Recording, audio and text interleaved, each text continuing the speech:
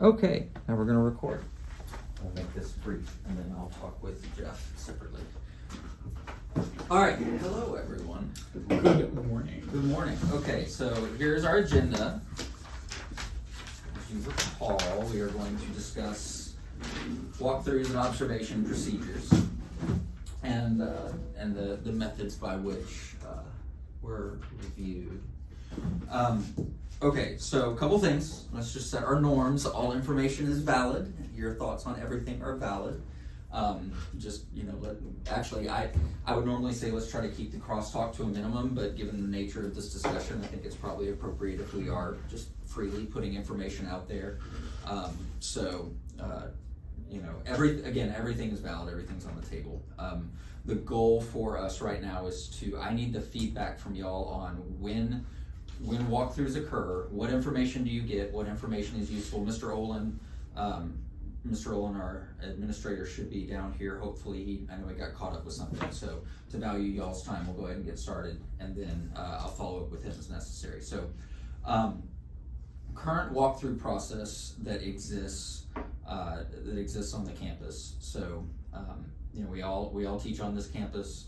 We all get observed on this campus. So, when an administrator comes in and they're walking through, I have not ever seen an actual form, and I think a lot of it has to do with what we do is sometimes maybe can be a little bit abstract. We all get our observation, like our finalized observation, right? Mm-hmm. But the actual walkthrough feedback tends to come verbally, which is good. I mean, it's nice to know that everybody thinks that we're doing a good job, but I want to see like a physical form. So what kind of feedback do you get, Mr. Morales? What kind of feedback do you get when a walkthrough occurs? I don't know that I really get much feedback. Normally just kind of praise for positive things and expressions of gratitude, and that's about it. Okay. What would you? Well, same thing. Mr. Norman. The data that I see is just that. It's data, and it's usually just passionate data. This is what he was doing. This is how many kids were paying attention. There's not a lot of conversation, and I'm not sure how that could take place, but there's not a lot of conversation about like the quality of the instruction, and the effectiveness is just from an outside observer. Not a whole lot of deep pedagogical feedback, which again is to be expected. Sure.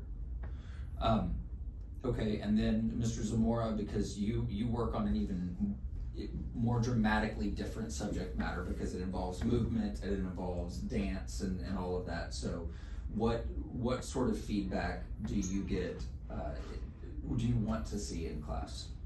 I mean, I guess because it's this, like how you said, it's like a different like niche. Someone who would like see my class, again, it's just more like praise. They were probably like, I think you're doing a great job. Because it's like, it's just a whole other subject. It's hard to quantify. It's hard to even give feedback on something that you're not very, Right. No, that makes sense. Educated on. So what do you and so that's perfect here for the purposes of this discussion, because we're trying to look at something that's a little bit more quantifiable, as in here's direct feedback on how your instructional practices can actually improve. Or you're doing great on these instructional practices, not just like they're pretty when they dance, or they sound great, but more instructional, because I think it's very hard for us, unless we have an administrator that is actually has a background in the arts. It's very, very challenging. And I've even had administrators that have a background in the arts that are very great, because the instructional practices at times can be different. So I want to unify what we've got. What do you want to see out of the walkthrough? I want someone.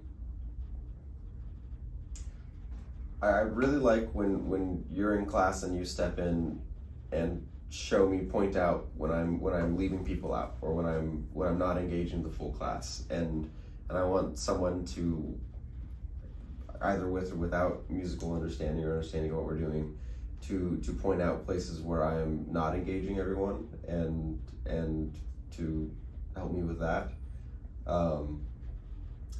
And I don't know, because part of that is as a second year teacher, I'm still learning what my bad habits are and what things I need to stay away from. And so just kind of general, like, oh, these things you want to avoid in the classroom, or these things look on paper like they work well, but then your class didn't respond well to them. Someone that would like see those kinds of things and kind of give feedback on that, if that makes sense. No, makes perfect sense. What would you like to see, Mr. Norman? Right now, I'm enjoying the feedback I'm getting on a big picture, goal setting way. What I would like to see a little bit more of is an observation of the effectiveness of the teaching methodology in the moment. Like, okay, so for example, I'm teaching the flutes how to play with vibrato. Okay, can an appraiser say, okay, that was effective for 2 out of the 8 kids. Try it this way to see if you can get that out of them faster. A little bit more focused in and narrowed in on what the activity actually is that I'm doing, or even suggestions of some different activities to achieve the same outcome. See, and I think that my take on, and I'll be interested to talk with Mr. Olin about this, but my take on when we get observed by non-musicians or non-art people, there's a lot of, I don't know what I'm looking for, but I think that there's a way possibly to guide the form towards something like, because for example, I think if an administrator walks into a math class or an English class, right, I think it's much more, I would imagine, and I'll be again interested to see from Mr. Olin, it's much more comfortable for them to go through and say, I know what direct instruction looks like on material of this nature. Right. I think all of us would struggle going into a physical education class and going, I don't know what direct instruction looks like here. I don't know what methodology should be used. So that's exactly what I'm trying to get at is all of this stuff. We're good at recognizing engagement. I think everyone can recognize engagement. Whether or not they understand the material and reach a deeper level of understanding from when we started the class, we can gather little tidbits of it based on how good the teacher is on questioning and checking for understanding. But if those things aren't there, I think that that's a good thing that should be addressed, is there's not enough questioning, there's not enough checking for understanding. But then taking that a step further and saying, how are you synthesizing the information you're getting when you're checking from information, making a decision on what to do, and then doing it. And I think that's pretty universal. Right. Oops, sorry. But I think that for us, that's probably a little bit more difficult because we're not quite sure what the activity should be or what the next step should be. Well, and our best laid lesson plans tend to diverge so wildly from, I mean, if it's like we're going to work on this section, we're going to work on, page A to page Z, and then all of a sudden at page B, it's like, and no one can do anything close to what needs to happen. So now we have to diverge completely. And is that throwing the lesson plan away? Right. Like, I think that's the big thing is like, we can, because our feedback is happening in real time rather than assessment later. Like, okay, I'm not going to test the kids on this music. I'm hearing them do it, or I'm not going to test them on this. I see them doing it. So our lesson plan can immediately get shoved to the side in order to, that has to be remediated immediately, or the rest of the group can't fix. So, okay, that's challenging to quantify. Yes. Like, how is that a failure of the lesson plan, or is it? Or is that really great teaching? And then there's that, And then how do you manage to differentiate instruction for the kids that don't need that, but are like, if Sarah can't perform something correctly, how do you structure the remainder of the class so that, and this is just a hypothetical, how do you structure the remainder of the class so that Sarah is getting the information she needs while the other 10, 12, 20 members are still getting something out of that needed differentiation because the rest of the class can't go on until, And what does that look like when someone comes in? Yeah. I think that's the hardest on my end, I guess, of the spectrum that I'm on, is because like it's so visual. So if I don't have one person engaged, you can tell who it is. And so it's like how to keep the ball rolling for the whole class when homegirl over here can't do it either. No, and again, I think that's huge, because if someone were to come in with a generalized observation form and see, okay, Mr. Norman spent 15 minutes working with one student on, one thing, but this physically cannot go on. Right. We cannot go further until this is corrected, and that's it's a big challenge. Okay, cool. So I think we moved into our review VPA specific needs a little bit early, but that's okay, because again, I think these observation forms are huge.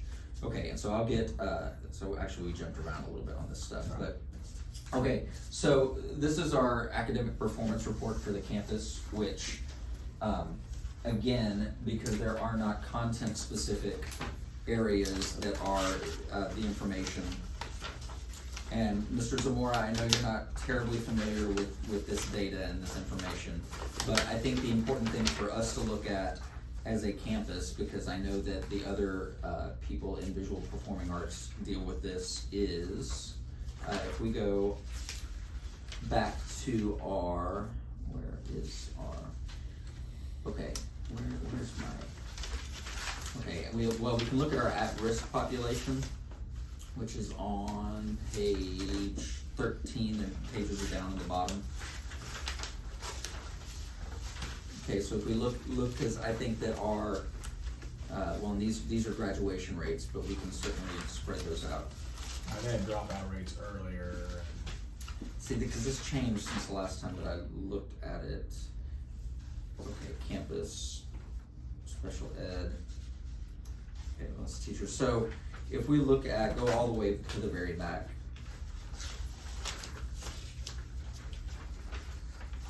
Okay, and so if we look at page 22.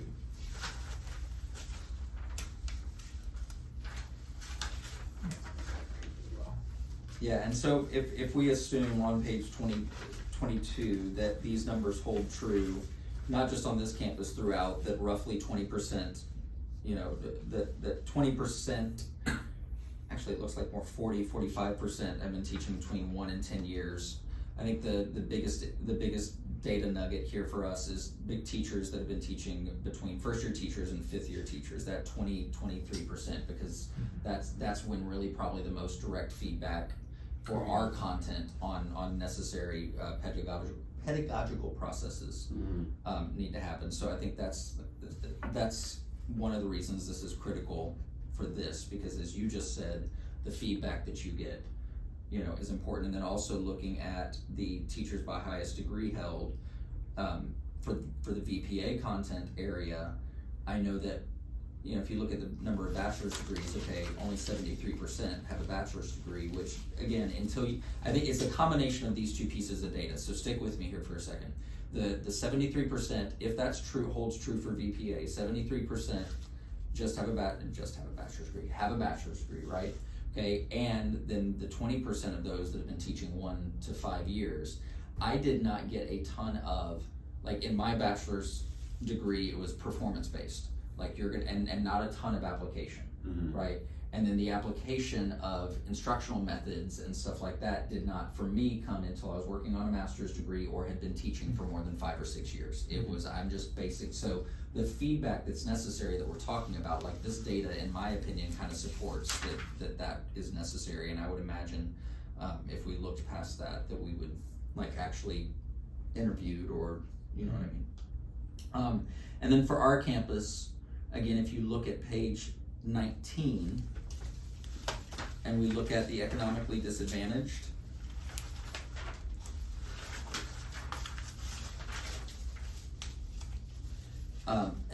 and again for me, if we look at 504 students, okay, so 5.6% of our campus has a 504 plan, to me, to hear some other folks talk, it would seem like half the campus is on a 504 plans. I think we live, and if you look at other, and like look at the economically disadvantaged at 24%. Again, having had experience on other campuses, to me, that's not terribly high. Nor is the 504 population, I don't believe. I'm gonna do a comparison against others. Anyway, all that to say, our kids seem to be intrinsically motivated, and so for this observation form for this campus, I would say it needs to tap into a little bit of how are you promoting that intrinsic motivation? How are you, now if, in my experience seeing, for whatever reason, the more economically disadvantaged students tend to bring more challenges with them, and for whatever reason, having taught on campus with 73% low socioeconomic, the intrinsic motivation was not quite as present. Again, that just to me is experiential data that I'm bringing back in, because there was a definite difference between, you know, okay, there's got to be a correlation between a higher percentage of low socioeconomic 504 learning styles, need for feedback in the campus, in the classroom. How are you engaging the kids? These students are easier to engage for whatever reason than some of the lower SES students that I worked with. So what this data confirms for me is that our students have a decent amount of support, whether it's in their upbringing in terms of financial support for education. I don't know if that makes sense. Would y'all, what are your thoughts on that? Does that make sense? Mr. Norman, you've been doing this a while. Yeah, I'm curious to see. You know, my outlook on all this is, you know, good teaching is good teaching. Yes. And if you taught every kid like they had a 504, then all your kids would be fabulous. You know, and I think that, I think awareness of that is beneficial to you. And I know it is mentioned on the form, but I know, and I can understand why with numbers this low, why it's not a bigger deal in your observation, but I kind of wish it was a bigger deal in the observation. No, I think that's a great point. Everybody, yeah. Well, yeah. And I don't have anything to add to that. I've got nothing on that one. All right. Any final thoughts on that? This gives me good information I need to move forward. No, but I especially as a second year teacher, like in college, all the application we ever did was with other college students. So now I'm still learning how to teach a student with a 504, and is there differentiation that should happen, or you know, what does it mean to teach everyone like they have a 504, and because that is something that I'm still experiencing, and so getting feedback on that would be very helpful. How are specific accommodations handled in the class? Because the forms that I see is like teacher differentiates based on accommodations. Great. How am I doing that? Right. Like, and how can I improve that better? Okay. Great. Gentlemen, I appreciate you. This is great information. So thank you for your time. I told you I'll try to honor your time. Thanks for inviting us. No, it was great information. Thank you so much. Turn that off. Oh goodness. Oh goodness. Okay, so the form, the checkbox form. Sorry, what were you going to say about when you're reviewing? A lot of times with the standard walkthrough form, it is one form, but for me, especially observing VPA, some of the stuff on there doesn't apply, or I have to say, here's something like non-linguistic representation. Well, that's what you all are doing. Right. And okay, I mean, you're not really, to me, linguistic guys, obviously spoken words and going back and forth and having discussions, which happen, but there's other, you know, in art class that would help to have a non-linguistic representation. You're going to create something through an assignment or whatever. Right. And so some of the walkthrough, I don't want to say restrictions, but it's hard. It doesn't apply to everybody, and so it's hard to do a walkthrough when I'm like, well, I see this, but I don't know what box to check. And that's exactly what we were talking about with Mr. Zamora and is that the information, like these are our notes. This is like our notes on, okay, we get walkthroughs, but I figured based on the walkthroughs that I've seen or feedback that I've seen, it's like, okay, yes, you're trying to fit things into a box and stuff like that. So what I was talking with them about is a more, not necessarily VPA specific, but if something were to be altered in such a way that it makes it a little bit easier for someone that doesn't have a background in the arts that's Right. extensive to come in and go, okay, That's what I'm and saying. yeah, so that kind of confirms what I thought and what I've understood to be the case for the last 15 years of doing this, is that, it's sometimes challenging to do that. Yeah, I mean, you just try to apply it. And so, again, if there was a VPA, I mean, there may be stuff going on that either I don't recognize or I don't know what's going on as far as like the underlying, here's what we're, this is kind of a team building thing where, Right. hey, the trumpets, you have to listen to each other and you got to kind of, you have to get together because it should be one note instead of 6 notes. Well, and that's another question that came up for us is, okay, so we run into situations as a performance group where, like, if, for example, again, and not having ever taught a math class, but if an administrator were to go into a math class and look and see, okay, here's 30 kids in this math class. The teacher right now is focused on this one kid for 5 minutes, 10 minutes, however long. To me, would probably be like, well, what are the other kids doing and why? Correct. Why are you focused on this? There are moments for us that it's like, okay, I have to spit. The rest of this cannot proceed. None of this can proceed unless this is We have to correct get right this now. correct. This I've has seen to that. right. This has to be right. So I think because our best laid lesson plans, I don't know if I've ever, at least at the high school level, ever completed a lesson plan that hasn't had to go sideways, Correct. To do that. You have to monitor and adjust. Right, and All the it time. always occurs. And if you're looking at it like, again, what are your thoughts? I mean, I think you know what I'm asking. Like, what are your thoughts? Like, if I were to go into a math class and be like, why is this teacher on this student for 15 minutes? These other kids, and yes, we try to figure out ways to engage the other kids, but what does that look like to you when you're looking at it? Well, I think a lot of times you'll start off with the large group instruction. Hey, here's what we're doing. We're going to go over either the lesson. Here's some things that the teacher may have observed. Here's where some common mistakes are happening. So let me correct these. Go over a new part of the lesson, and then now I'm going to give you, 15 minutes to practice. So those kids could be practicing, but now I need to know. I'm going to walk around. What are the kids practicing? And if I see a kid or if I see a student doing it wrong or they're confused or they may raise a hand, now I'm going to spend some time with them. And that, what I think could be a 1-minute conversation may turn into a 5-minute conversation. Got it. Because as I'm talking to that student, there may be more and more confusion being exposed through this conversation where that student may not raise their hand in front of the other 29 students. But I think that's where the large group and then the small group comes in too, where they may already, and it may not happen right away, but it's like, okay, hey, I'm gonna do large group instruction. Okay, hey, then I'm gonna say, hey, these 4 kids, we're gonna come up, we're gonna work together because I've now grouped these 4 kids together. Here's where some of their common mistakes are. Okay, now y'all go back and continue working. Hey, now I'm gonna take my next 4 or 5 kids group. Okay, hey, what are some questions you have? Now I'm breaking it from 30 to 4 or 5 at a time because they may be more inclined to ask a question because I can ask a question in front of 3 people as opposed to 29 others. Right, and that see, because that's one of the things that we, Mr. Morales and Mr. Norman and Mr. Zamora all said is like, what are some processes that we could use to do better? And see, and that's great because Small group.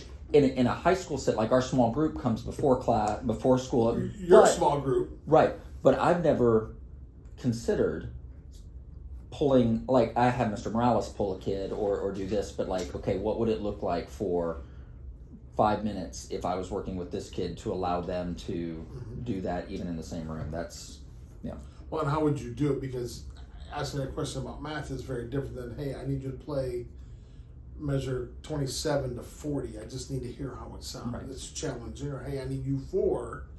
We're going to go over here to this practice room or whatever it may be. Your, I think, small group either comes with when you individually pull kids to know what they know and then try to tweak them to make theirs better, which will ultimately make ours better. But it's also, your sectionals may be, or hey, let's come together and create. I need just you, back to my example, you 6 trumpets, I need you for 20 minutes this afternoon after school. I need whatever. Low brass, I need you all for 20 minutes. right. Because our section, we're not quite where we need to be, and we need to break it down a little bit to figure out where are we struggling and why.